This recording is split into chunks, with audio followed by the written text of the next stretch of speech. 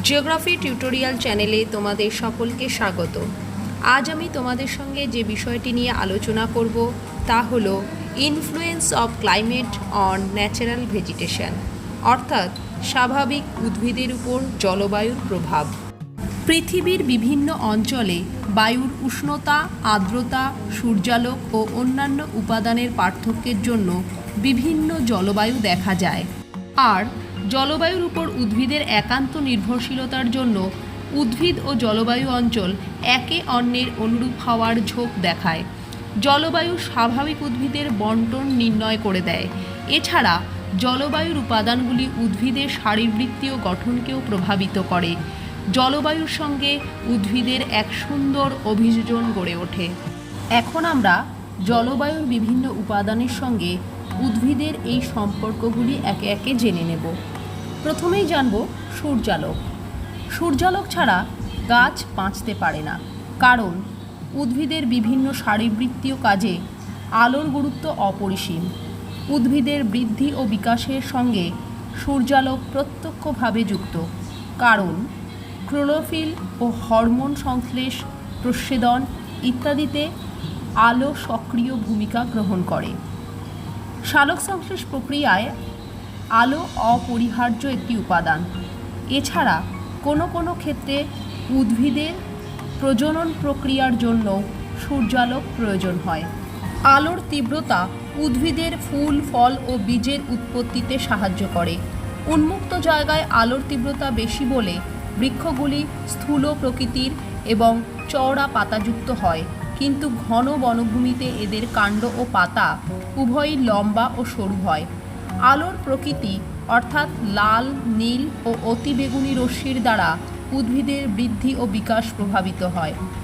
আলোর স্থায়িত্বকালের উপরও ফুলের প্রস্ফুটনকাল ও উদ্ভিদের বণ্টন ব্যবস্থা নির্ভর করে। যেসব উদ্ভিদের ফুল দিনের দৈর্ঘ্য বেশি না হলে প্রস্ফুটিত হয় না, সেসব উদ্ভিদ উচ্চ অক্ষাংশে জন্মায়। অন্যদিকে যেসব গাছের ফুল তাড়াতাড়ি ফুটে যায়, সেসব গাছ নিম্ন অক্ষাংশে জন্মায়। দিন ও রাত্রি তাপমাত্রার পরিবর্তনে উদ্ভিদের ফুল ফোটানোয় আলোক পর্যায়ের প্রভাবকে আলোক পর্যায়বৃত্তি বলে। এর প্রভাবে উদ্ভিদের ফুল ফোটা প্রভাবিত হয়। আলোক পর্যায়বৃত্তি বা আলোক পর্ব অনুযায়ী উদ্ভিদকে বিভিন্ন ভাগে ভাগ করা যায়। যেসব উদ্ভিদ 12 ঘন্টার কম দৈর্ঘ্যের আলোক পর্বে বৃদ্ধি লাভ করে তাদেরকে ক্ষুদ্র আলোক পর্ব উদ্ভিদ বলে, যেমন স্ট্রবেরি। যেসব উদ্ভিদ 12 থেকে 14 ঘন্টার বেশি দৈর্ঘ্যের আলোক পর্বে বৃদ্ধি লাভ করে তাদেরকে দীর্ঘ আলোক পর্ব উদ্ভিদ বলে, যেমন পালং শাক। আর যেসব উদ্ভিদের ক্ষেত্রে আলোক পর্বের কোনো ভূমিকা নেই তাদেরকে আলোক পর্ব নিরপেক্ষ উদ্ভিদ বলে, যেমন সূর্যমুখী। আবার আলোকপ্রীতি অনুসারে উদ্ভিদকে দুটি শ্রেণীতে ভাগ করা যায়। একটি আলোকপ্রেমী বা হেলিওফাইট। এরা পূর্ণ সূর্যালোকে সবচেয়ে ভালো জন্মায়, যেমন সূর্যমুখী, নয়নতারা, জবা ইত্যাদি। অপরটি হল আলোক বিদ্বেষী বা স্কিওফাইট। এরা সূর্যালোক পছন্দ করে না, ছায়াতে জন্মাতে ভালোবাসে, যেমন পান, গজপিপুল, মানি প্লান্ট, অর্কিড ইত্যাদি। তাহলে আলোকপ্রেমী ও আলোক বিদ্বেষী উদ্ভিদের মধ্যে অর্থাৎ হেলিওফাইট ও স্কিওফাইটের মধ্যে কিছু পার্থক্য রয়েছে। সেই পার্থক্যটি এই স্লাইডের মাধ্যমে তোমাদের সামনে তুলে ধরা হলো। উদ্ভিদের প্রাণধারণ ও অন্যান্য কাজ, যেমন বাষ্পমোচনের হার, শ্বসন হার, সালোক সংশ্লেষ, অঙ্কুরোদ্গম প্রভৃতি শারীরবৃত্তীয় কাজের জন্য উষ্ণতা অতি গুরুত্বপূর্ণ ভূমিকা গ্রহণ করে। বীজের অঙ্কুরোদ্গমের জন্য সাধারণত 20 থেকে 27 ডিগ্রি সেন্টিগ্রেড উষ্ণতার প্রয়োজন। এছাড়া উদ্ভিদের প্রোটোপ্লাজমের সক্রিয়তা তাপমাত্রার উপর নির্ভরশীল। তাপমাত্রা উদ্ভিদের বণ্টনকে বিশেষভাবে প্রভাবিত করে, যেমন খুব বেশি তাপমাত্রায় মরু জাতীয় উদ্ভিদ, আবার বেশি তাপমাত্রায় ক্রান্তীয় চিরসবুজ জাতীয় উদ্ভিদ, মধ্যম তাপমাত্রায় তৃণজাতীয় উদ্ভিদ, স্বল্প তাপমাত্রায় সরলবর্গীয় উদ্ভিদ, অতি স্বল্প তাপমাত্রায় আলপীয় উদ্ভিদ জন্মায়। যে উষ্ণতায় উদ্ভিদের স্বাভাবিক বৃদ্ধি হয় তাকে কাম্য উষ্ণতা বলে। উদ্ভিদের বিভিন্ন শারীরবৃত্তীয় কার্যাবলীর জন্য 6 থেকে 40 ডিগ্রি সেন্টিগ্রেড তাপমাত্রার প্রয়োজন। তাপমাত্রার চাহিদা অনুসারে 1934 সালে রনকিয়ার উদ্ভিদ গোষ্ঠীকে 4 ভাগে ভাগ করেছেন। প্রথমটি মেগাথার্মস। যেসব উদ্ভিদে সারা বছর অধিক উষ্ণতার প্রয়োজন তাদের মেগাথার্মস বলা হয়। এদের গড়ে 25 থেকে 27 ডিগ্রি সেন্টিগ্রেড তাপমাত্রার প্রয়োজন। নিরক্ষীয় অঞ্চলে এ জাতীয় উদ্ভিদ দেখা যায়। এ জাতীয় উদ্ভিদের উদাহরণ হল আবলুস, মেহগনি প্রভৃতি। দ্বিতীয়টি হল মেসোথার্মস। যেসব উদ্ভিদে সারা বছর মাঝারি উষ্ণতার প্রয়োজন তাদের মেসোথার্মস বলে। এদের 18 থেকে 24 ডিগ্রি সেন্টিগ্রেড তাপমাত্রার প্রয়োজন। সাধারণত ক্রান্তীয় ও উপক্রান্তীয় অঞ্চলে যে সমস্ত উদ্ভিদ জন্মায় যেমন শাল, সেগুন প্রভৃতি এ জাতীয় উদ্ভিদের উদাহরণ। তৃতীয়টি হল মাইক্রোথার্মস। যেসব উদ্ভিদে সারা বছর অল্প উষ্ণতার প্রয়োজন তাদের মাইক্রোথার্মস বলে। এই সমস্ত উদ্ভিদের গড়ে 12 থেকে 17 ডিগ্রি তাপমাত্রার প্রয়োজন হয়। শীতল নাতিশীতোষ্ণ অঞ্চলে পাইন, ফার প্রভৃতি এ জাতীয় উদ্ভিদের উদাহরণ। চতুর্থটি হেকিস্টোথার্মস। যেসব উদ্ভিদ অতি শীতল পরিবেশে জন্মায় তাদের হেকিস্টোথার্মস বলে। এই সমস্ত উদ্ভিদ গড়ে 10 থেকে -40 ডিগ্রি সেন্টিগ্রেড তাপমাত্রায় জন্মাতে সক্ষম। মেরু অঞ্চলে এ জাতীয় উদ্ভিদ দেখা যায়। মস, লাইকেন ইত্যাদি এ জাতীয় উদ্ভিদের উদাহরণ। এখন বলবো অধঃক্ষেপণের কথা। গাছের শারীরবৃত্তীয় ও অন্যান্য কাজের জন্য জল অপরিহার্য। মাটিতে জলের সরবরাহ ও বাতাসে আর্দ্রতার পরিমাণের উপর উদ্ভিদের বৃদ্ধি, গঠন ইত্যাদি নির্ভর করে। এজন্য বার্ষিক বৃষ্টিপাতের পরিমাণ যেমন প্রভাব ফেলে তেমনি ঋতুকালীন বৃষ্টিপাতের বণ্টনও লতাগুল্ম, তৃণ ইত্যাদি জন্মানোর ক্ষেত্রে গুরুত্বপূর্ণ ভূমিকা পালন করে। শীতপ্রধান অঞ্চলে শুধুমাত্র বসন্তকালের বৃষ্টিপাতে লতানো গুল্ম ও ঘাস প্রচুর জন্মায়। আবার গ্রীষ্মকাল যেখানে উষ্ণ ও শুষ্ক এবং শীতকালে ঠান্ডা বিশেষ থাকে না সেই সব অঞ্চলে শুষ্ক গুল্ম জাতীয় উদ্ভিদ জন্মায়। এইসব গাছের পাতা চামড়ার মতো শক্ত হয়। শুষ্ক অঞ্চলে যেখানে বৃষ্টিপাত অত্যন্ত কম সেখানে জেরোফাইট বা কাঁটা জাতীয় উদ্ভিদ জন্মায়। অপরদিকে যেখানে পর্যাপ্ত পরিমাণ বৃষ্টি হয় সেখানে হাইড্রোফাইট ও হাইগ্রোফাইট শ্রেণীর উদ্ভিদ বিকাশ লাভ করে। যেখানে বৃষ্টিপাত মাঝারি ধরনের সেখানে মেসোফাইট শ্রেণীর উদ্ভিদ জন্মায়। এখন আসি বাষ্পীভবনের কথায়। বাষ্পীভবন গাছের বেঁচে থাকার একটি প্রধান শর্ত। এটি গাছের প্রস্বেদন বা ট্রান্সপিরেশন প্রক্রিয়ার সঙ্গে প্রত্যক্ষভাবে জড়িত। বাষ্পীভবনের মাত্রা আবার আপেক্ষিক আর্দ্রতার উপর নির্ভর করে। দেখা গেছে যে বাতাসের আপেক্ষিক আর্দ্রতা 95% থেকে 5%-এ নেমে এলে গাছের প্রস্বেদন প্রক্রিয়া 6 গুণ বেড়ে যায়। এবার আসি বায়ুপ্রবাহের কথায়। বায়ুপ্রবাহ বিভিন্নভাবে উদ্ভিদের উপর প্রভাব ফেলে। বেশি আর্দ্র বাতাস বাষ্পীভবন ও প্রস্বেদনের হারকে কমিয়ে দেয়। অন্যদিকে শুষ্ক বাতাসের চলাচল বেশি হলে বাষ্পীভবন বেশি মাত্রায় ঘটে, মাটি শুকিয়ে যায়, ফলে জলের ঘাটতি শুরু হয়। বায়ুর গতিবেগের জন্য গাছের কচি অংশগুলি যেমন কাণ্ড, পাতা কুঁকড়ে যায়। এছাড়া বায়ুপ্রবাহের ফলে গাছের রেণু, বীজ চতুর্দিকে ছড়িয়ে পড়ে গাছের বংশ বিস্তারে সাহায্য করে। তাহলে আমরা জেনে নিলাম জলবায়ুর সাথে স্বাভাবিক উদ্ভিদের কী সম্পর্ক। স্বাভাবিক উদ্ভিদকে বিভিন্ন সময়ে বিভিন্ন দৃষ্টিকোণ থেকে শ্রেণীবিভক্ত করা হয়েছে। জলের চাহিদা অনুসারে উদ্ভিদকে বিভিন্ন শ্রেণীতে ভাগ করা হয়েছে। উদ্ভিদ বিজ্ঞানীদের কাছে সেটি বেশি গ্রহণযোগ্য বলে মনে হয়। অবশ্য উদ্ভিদের কাছে জলের মতো মৃত্তিকাও সমান গুরুত্বপূর্ণ। এজন্য কোনো কোনো শ্রেণীবিভাগে উদ্ভিদ, জল, মৃত্তিকা সম্পর্ককেও গুরুত্ব দেওয়া হয়েছে। এর মধ্যে উদ্ভিদ বিজ্ঞানী ই. ওয়ার্মিং যে শ্রেণীবিভাগটি করেছেন সেটি এখানে আলোচনা করা হলো। জলের চাহিদা অনুসারে তিনি স্বাভাবিক উদ্ভিদকে 3টি ভাগে ভাগ করেছেন: জলজ উদ্ভিদ বা হাইড্রোফাইট, জাঙ্গল উদ্ভিদ বা জেরোফাইট এবং সাধারণ উদ্ভিদ বা মেসোফাইট। এছাড়া কতগুলি বিশেষ ধরনের মাটিতে জন্মাতে ভালোবাসে এই রকম একটি শ্রেণীতে ভাগ করেছেন লবণাম্ব উদ্ভিদ বা হ্যালোফাইট। প্রথমে বলি জলজ উদ্ভিদ বা হাইড্রোফাইট কী। যেসব উদ্ভিদ পর্যাপ্ত পরিমাণ জলে জন্মায় কিংবা সম্পূর্ণভাবে জলজ পরিবেশে জীবনযাপন করে তাদের জলজ উদ্ভিদ বলে। জলজ পরিবেশের সঙ্গে সম্পর্ক রেখে জলজ উদ্ভিদগুলিকে বিভিন্ন ভাগে ভাগ করা যায়। ভাসমান জলজ উদ্ভিদ। এই প্রকার জলজ উদ্ভিদ জল ও বাতাসের সংস্পর্শে জন্মায়। মাটির সঙ্গে এদের কোনো যোগাযোগ থাকে না। এরা মুক্তভাবে জলের উপরিতলে ভেসে বেড়ায়, যেমন কচুরিপানা, খুদেপানা ইত্যাদি। এবার বলবো নিমজ্জিত জলজ উদ্ভিদ। নিমজ্জিত জলজ উদ্ভিদ দুই ধরনের হয়ে থাকে। একটি নিমজ্জিত ভাসমান জলজ উদ্ভিদ।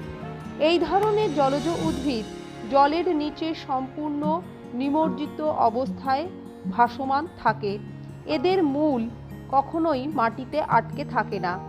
আরেকটি প্রথিত মূলযুক্ত নিমজ্জিত জলজ উদ্ভিদ। এই ধরনের উদ্ভিদ জলের নিচে সম্পূর্ণ নিমজ্জিত অবস্থায় কর্দমাক্ত মাটিতে মূল দ্বারা আটকে থাকে, যেমন পাতাশ্যাওলা, পাথরমূল ইত্যাদি। এখন আসি ভাসমান পাতা বিশিষ্ট প্রথিত জলজ উদ্ভিদ। এই জাতীয় উদ্ভিদগুলি পুকুর বা জলাশয়ের জলের নিচে কাদায় আটকে থাকে। পাতা ও ফুল ছাড়া উদ্ভিদের বাকি অংশ সম্পূর্ণ জলের নিচে থাকে, যেমন পদ্ম, শালুক, পানিফল ইত্যাদি। আরেক প্রকারের জলজ উদ্ভিদ হল প্রথিত মূল কিন্তু উত্থিত জলজ উদ্ভিদ। এ জাতীয় উদ্ভিদ অগভীর জলে বেড়ে ওঠে। শারীরবৃত্তীয় কাজের জন্য এদের অতিরিক্ত জলের প্রয়োজন হয়। অঙ্কুরোদ্গম অংশ জলপৃষ্ঠ থেকে অনেক উপরের দিকে বর্ধিত হয়। এই ধরনের উদ্ভিদের উদাহরণ হল ধান গাছ, কট ঘাস, হোগলা ইত্যাদি। জলজ উদ্ভিদের জলজ পরিবেশে বেঁচে থাকার জন্য কিছু অভিযোজনগত বৈশিষ্ট্য দেখা যায়, যেমন মূলগুলি নরম ও গুচ্ছাকার হয়, কলাগুলি স্পঞ্জের ন্যায় হয়, তা বাতাসে পূর্ণ থাকে। এই ধরনের অভিযোজন তাদেরকে জলে ভেসে থাকতে সাহায্য করে। মূল ত্বকে বায়ুপূর্ণ প্যারেনকাইমা কলার প্রাধান্য দেখা যায়। ভাসমান পাতাগুলি সাধারণত বড় ও গোলাকার এবং মসৃণ ও উজ্জ্বল হয়। পাতার উপরের আস্তরণ মোমের দ্বারা আবৃত থাকে। পরাগমিলন জলের মাধ্যমে ঘটে থাকে। এবার আসি জাঙ্গল উদ্ভিদের কথায়। যেসব উদ্ভিদ শুষ্ক অর্থাৎ জলের পরিমাণ কম এমন অঞ্চলে জন্মায় তাদেরকে জেরোফাইট বা জাঙ্গল উদ্ভিদ বলে। খরা পরিবেশে অভিযোজিত হওয়ার জন্য এদের যে বৈশিষ্ট্যগুলি দেখা যায় তা হল এদের মূল মাটির অনেক গভীরে বর্ধিত হয় জল সংগ্রহের জন্য। উদ্ভিদের কাণ্ড ও পাতা কাঁটায় পরিণত হয় এবং এদের কাণ্ড ও পাতা কিউটিকলের আবরণে আবৃত থাকে। বাষ্পমোচন রোধ করার জন্য এই অভিযোজন দেখা যায়। অভিযোজনের প্রকৃতি অনুযায়ী জেরোফাইটকে 4টি ভাগে ভাগ করা যায়। 1. খরা বর্জনকারী উদ্ভিদ। শুষ্ক অঞ্চলে অসংখ্য ক্ষুদ্রাকৃতির উদ্ভিদ আছে যারা জলের অভাবকে এড়িয়ে চলার জন্য অতি সীমিত সময়ের মধ্যে তাদের জীবনচক্র সম্পন্ন করে ফেলে। এই ধরনের উদ্ভিদকে বলা হয় খরা বর্জনকারী উদ্ভিদ, যেমন করবী, পাথরকুচি, লবঙ্গ প্রভৃতি। 2. খরা মোচনকারী উদ্ভিদ। এ জাতীয় উদ্ভিদ খরার সময়ে বা প্রতিকূল পরিবেশে মাটির উপরের অংশটি শুকিয়ে যায়, কিন্তু বাকি অংশ মাটির মধ্যে সুপ্ত বা ঘুমন্ত অবস্থায় থেকে যায়। বৃষ্টিতে মাটি সরস হয়ে উঠলে এই অংশ থেকে পুনরায় নতুন উদ্ভিদ জন্মায়। এ সময় এরা খরা থেকে নিষ্কৃতি পায়। উদাহরণ হিসাবে বলা যায় শিয়ালকাটা, বননীল ইত্যাদি। 3. খরা প্রতিরোধকারী উদ্ভিদ। শুষ্ক ও মরুভূমি অঞ্চলে এমন কিছু উদ্ভিদ প্রজাতি আছে যারা সময়ে সময়ে অঙ্গসংস্থানিক ও শারীরবৃত্তীয় হ্রাস বৃদ্ধি ঘটিয়ে সারা বছর ধরে খরাকে প্রতিরোধ করে বেঁচে থাকে। এসব উদ্ভিদ রসালো প্রকৃতির হয়, যেমন ফণিমনসা, ঘৃতকুমারী ইত্যাদি। 4. খরা সহ্যকারী উদ্ভিদ। এই শ্রেণীর উদ্ভিদেরা সত্যিকারের জঙ্গল উদ্ভিদ, কারণ এরা দীর্ঘ সময় মাটিতে জলের অভাব বা স্থায়ীভাবে মাটির তাজা ভাব হারানোকে সহ্য করতে পারে। এদের উদাহরণ হলো বাবলা, আকন্দ ইত্যাদি। তাহলে আমরা হাইড্রোফাইট ও জেরোফাইট সম্পর্কে তথ্য জানলাম। এই স্লাইডে জলজ উদ্ভিদ ও জঙ্গল উদ্ভিদের মধ্যে তুলনা তোমাদের সামনে তুলে ধরা হলো। এবারে বলবো সাধারণ উদ্ভিদ বা মেসোফাইটের কথা।